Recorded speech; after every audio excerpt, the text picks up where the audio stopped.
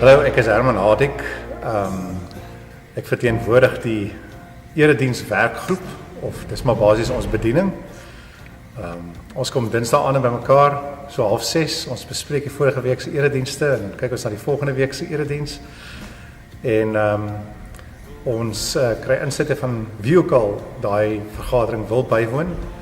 En dan maak ons ook besluite oor musiek. Ons maak besluite oor veranderinge, as ons nagmaal het en so, dan bespreek ons dit.